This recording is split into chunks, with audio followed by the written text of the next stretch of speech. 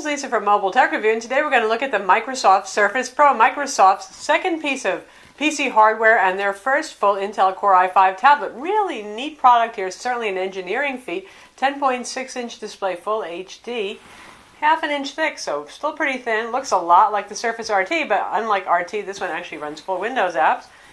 And on the back here, you can see the same vapor magnesium casing. It comes with this digital pen here, Wacom technology inside. We'll talk about that in great detail. And of course, you can use Microsoft's type covers, which this is right here, and their touch covers as well with it. We're going to look at it now. So here it is, after months of anticipation, the Microsoft Surface Pro. This is both a tablet and an Ultrabook at the same time. How does that work? Well, it looks a lot like the Surface RT tablet, doesn't it? 10.6-inch display, very compact, just a hair over a half an inch thick, so not very big. Works with both the touch and the type covers. This one right now is the type cover. It's a little bit thicker. It's got keys that actually move. But inside it has an Intel Core i5 ULV CPU, 1.7 gigahertz. That's the same CPU you'll find on many Ultrabooks on the market. So it can do all of those things, computationally speaking, that an Ultrabook can do. It has 4 gigs of DDR3 RAM soldered onto the motherboard, and you can get it with either a 64 or 128 gig SSD. That's a true mSATA SSD. It's not the eMMC kind of SD sort of interface that's used on Intel Atom convertibles with touchscreens and transformers. So for your $899, you'll get a 64 gig Surface Pro, but go ahead and get the 128 gig for $100 more, $999. You double your storage, and there's been plenty of talk about that, but you get only 30 gigs free on the 64 gig, and you get 90 gigs free on the 128 gig, which is much more usable. Certainly, if you're going to spend that much money, just go for it. Anyway, for that price, you get this pen that does clip on magnetically to the charging port right here. And this is a Wacom pen. It's interchangeable with other Wacom pens. We'll explore that a little bit more later. But you don't get a keyboard. There's no bundle right now with the keyboard cover. Now, you can choose, of course, to use an external USB keyboard or a Bluetooth keyboard, but this is a pretty neat accessory. This one is the type cover. And the type cover is the one with the actual clicky moving keys. So for those of you who tried the Surface touch cover, which is just a flat surface, and went crazy without the tactile feedback, this one's probably a better choice. It does have a trackpad built in, a kind of small one. It's adequate, and it has the same kind of felt back on it. And when you close it, it'll shut the Surface off. However, it doesn't always wake it up, I noticed, on the Pro model. I don't know if that's a power-saving feature or what. And for those of you who haven't seen it before, here it is. This is the touch cover. A little bit thinner, where they're both actually quite thin, and they weigh almost the same. We're talking about less than a half of an ounce difference between the two, so weight really isn't an issue between the type cover with the clicky keys and the touch cover. But here it is. It's very flat, and when you plug it in, you'll hear the sound effects on the device itself, and it really does help with typing. Little see that you know you are typing, because these do not move. They're a little bit sculpted. You feel them, but that's it. Of course, this guy is available in a whole bunch of different colors. This is a $120, and the one with the clicky keys is $130, and Microsoft has some new designer ones of these in colors with pattern on the back, and those are going to be $130 as well. The included charger is pretty. We don't get to say that very often, but it's very good looking. It's nicely made. Here's your 2-prong adapter, not the usual 3-prong that we see. Small block style charger with a USB charging port here, so you can charge your smartphone if you want to, right there in the hole. 48 watt per hour charger. Decent amount of cord on here, and it uses the same magnetic connector just about as RT, this little guy here, but it has bigger connectors. It does have to transfer more power, and it clips on a little bit more easily. If we turn this on its side, you can see you can put it either up or down, doesn't really matter, and it doesn't take as much fiddling to get in place, but still a little bit. It's not like the type and touch covers that really just locate themselves and whomp right on. Once you get it on, it's pretty secure, and you can put it on either way, like I said. There's a little light here that indicates charging, so if you put it that way, you can actually see the little light and know that it's doing it. So, a little less fiddly, but still kind of fiddly. And when you're not charging it, see the pen here has stick out prominence kind of thing right here, and that goes in. It's also magnetic, and you can just stick it in right there. It's reasonably secure. Yes, you can knock it off, especially because you tend to pick it up and carry it from the sides, and if you poke it enough, it's going to fall off. If you put it in your bag, it might fall off, but it's a way to help you not lose track of it, since it's pretty rare to see a silo or a garage these days for digital pens in these very thin devices. And for those who haven't seen this in action, just put it pretty well near it. Boy, does that really whomp on. And yeah, just like you've seen on the commercials, you can actually pick it up and carry it just by the keyboard section. Though, it makes me nervous to do that, but you can do it. It's a very, very insanely strong magnet. So as we take a look around the device, you can see it has the same built-in kickstand, slightly different angle from the RT, but same Maper magnesium alloy casing as well, kind of a nearly black, dark titanium finish. Certainly strong enough, you could use it to prop it up in portrait mode if you wanted to as well, although obviously it's so tall that you get some just wobble there going on because of the height, but you could do it. There is nothing underneath the flap. The micro SD card slot that was on the RT has been relocated to the side on this device right over there, and that's our charging connector port over there, and this is a mini display port. Now, mini display port might seem like a pain in the neck, but it can drive higher resolution displays than 1920 by 1080, so it's pretty versatile in that respect. Now, Microsoft sells adapter for $39. You can go from mini display port to VGA, and there's also one to go to HDMI, and there are third-party adapters as well. I have one that I paid about $20 for that goes from mini display port to HDMI. If you notice the little ridges right here, or little vent ridge rather, running around this is the ventilation opening. Pretty interesting. Instead of having the classic big vents that you see on computers, it vents all along the side, and this does have fans inside, but most of the time it's quiet. And when they do kick on, I was actually playing Civ 5 for an hour and a half with this. It's not that annoying. It sounds pretty much like an Ultrabook fan, but a little bit quieter. Some folks have complained about it. It's sounding like a high-pitched, annoying whine. Certainly ours hasn't. Power button is up here. And you can see the angle to the edges here. It's kind of different profile than the RT because it's a little bit thicker. Modern looking, attractive, definitely. And on this side we've got our 3.5 millimeter headphone jack, volume controls, and this is our single USB 3.0 port. And of course on the bottom, here's our magnetic connector for the keyboards. The tablet weighs 2 pounds versus 1.5 for the RT tablet and 1.44 pounds for the iPad, to give you some relative ideas. And I do notice the difference. A 1.5 pound tablet in this size, it's not bad. It's reasonably comfortable to hold. A lot of tablets are around that weight, but when you get up to 2 pounds, it does start to feel kind of heavy. It also feels warm on the back pretty much all the time. It's always going to be a little bit warm. Not hot, not going to burn you kind of thing, but it will be warm. That's because you're looking at a computer stuffed into a 10.6-inch tablet. If you're doing something like playing games or processing some video, it'll get warm. Definitely a little bit more than just warm, but nothing burning hot, nothing unpleasant. You probably don't want to hold it in both hands while you're doing something like that, but then again, when you're gaming, you probably won't be holding it in your hands. You probably, serious gaming like, Skyrim or something like that. I don't mean the casual games that you can get from the Microsoft store. Those kind you probably aren't going to be holding it in your hand. You're going to have it propped up. You might even use an external monitor. Likewise, if you're editing HD video.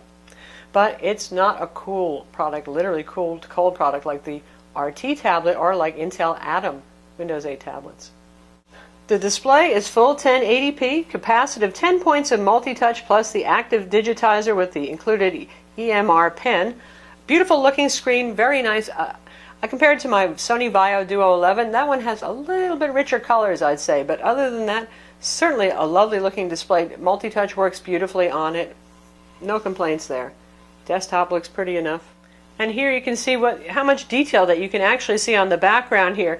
This is one of the more detailed Windows 8 backgrounds that you can use. A lot of striations here, color gradations, and certainly it's a noticeable difference from the RT tablet that runs at 1366 by 768 and a lot of other Windows 8 tablets that run at that lower resolution. Colors are reasonably saturated. Glare is held reasonably well in check for something with a glossy display, but there certainly is some glare. And brightness is good, not stellar, not stunning, not wow, it's going to burn my retinas bright, but it's more than adequate for a bright room. Outdoor use, it's going to be a little hard to see though. This is Gorilla Glass 2, so it should be durable and strong. Now, one thing about having a full 1080p display, right now we have desktop scaling set to 125%. You can see the size of our icons. They're kind of teeny, but you can read the labels, all that kind of thing.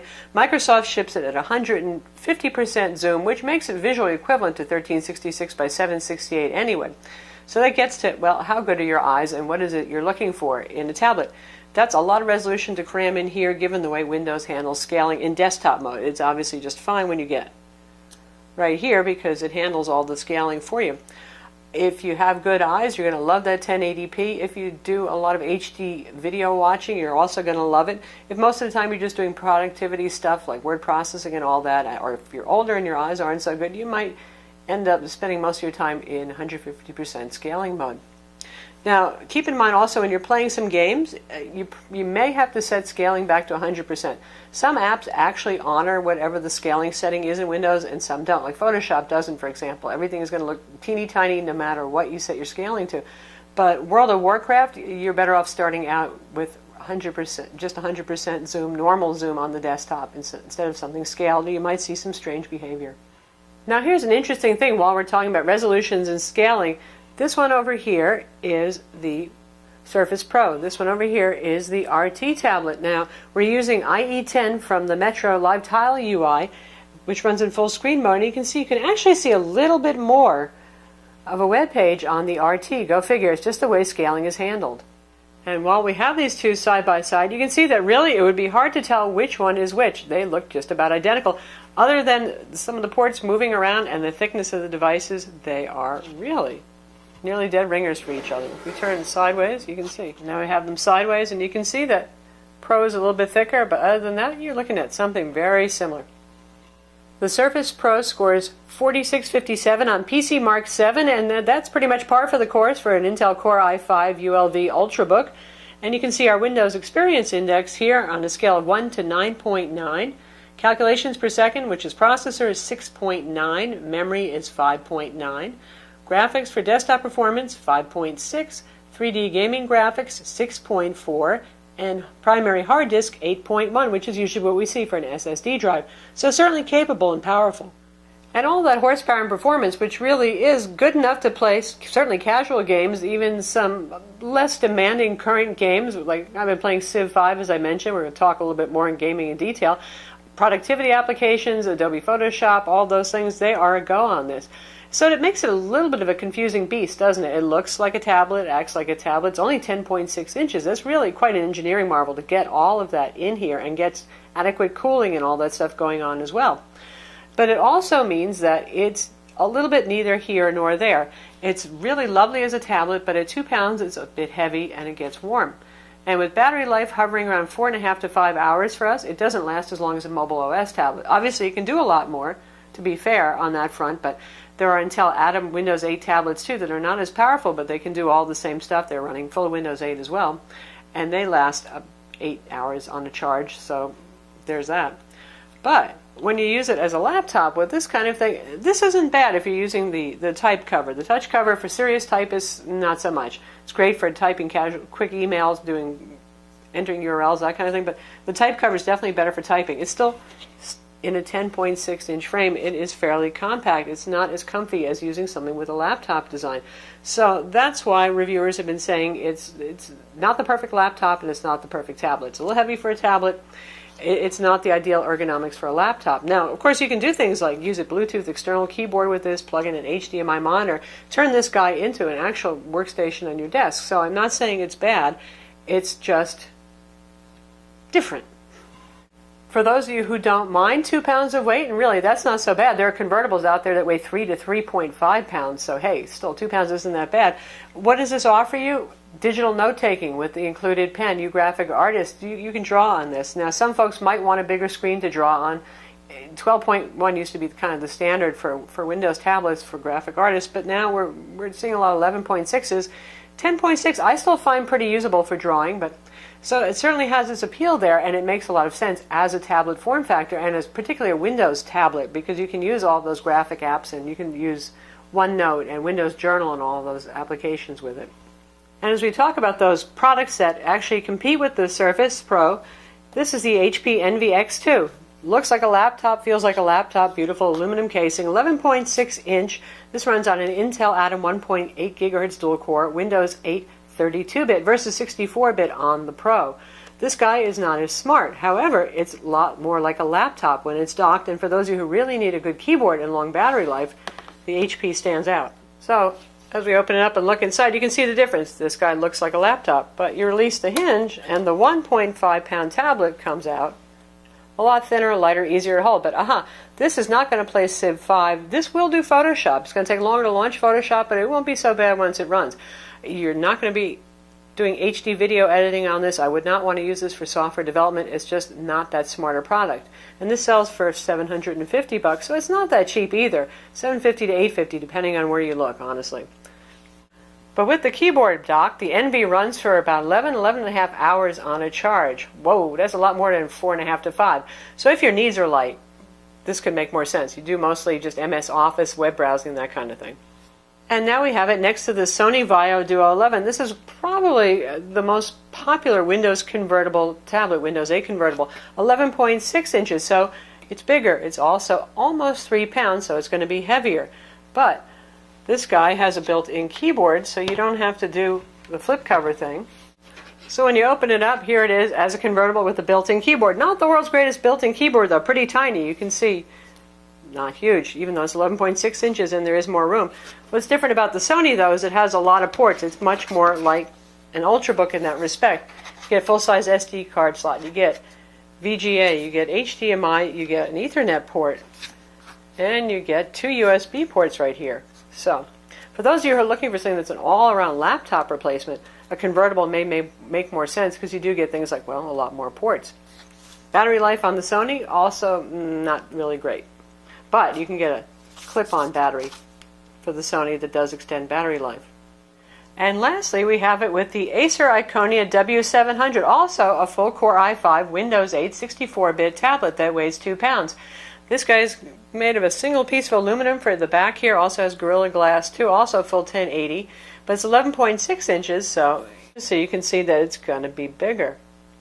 So it really depends what you want. If you want extreme portability, Surface Pro certainly makes sense because it's going to be even smaller than this guy and a little bit less awkwardly elongated rectangular feeling since Surface Pro is smaller. So how about gaming? It is certainly capable of playing any game that's on the Microsoft Store that's built into the Windows 8 operating system. It can play things like Left 4 Dead 2. It can play older games like Rise of Nations. Civ 5 plays just fine at 1080p, and we'll show you that in a minute. Now, I also tried Skyrim, and Skyrim, even with most effects off or set to low, well, not at 1080p. It only ran about 20 frames per second, so you have to drop that down to 1366 by 768. World of Warcraft, as long as you set your scaling to 100% first on the desktop, a little glitchy with that kind of thing, you can actually play that. Not at full 1080p, but you can. So we're going to play Civ, and you can see here we have options. You always have the DirectX 9 and DirectX 11, but here's a neat new option that they have, DirectX 9 for Windows 8 touch enabled, and we're going to go with that one. And you can see how the pen works with the hover, by the way. I'm changing this just by hovering over it without touching. And you can see this is the graphics settings that we're using. Full 1080p, anti-aliasing is off. Most things set to low, a few things set to medium.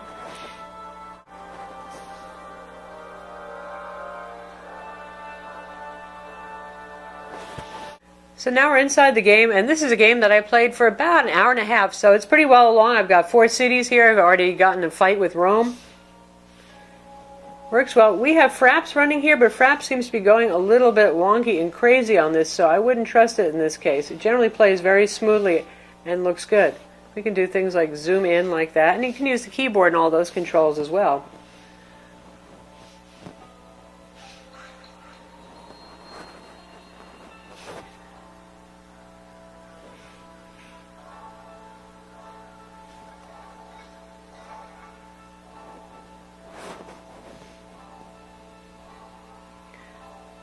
And you can see how long it takes thinking about turns. Got a full map of turns to manage here, so.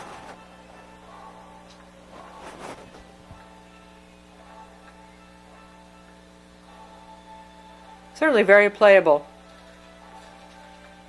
And the time it takes to do turns at this point in the game this far along is also very reasonable.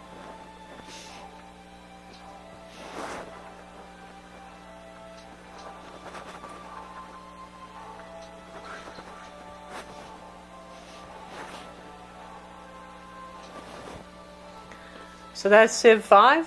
Again, Skyrim will work, but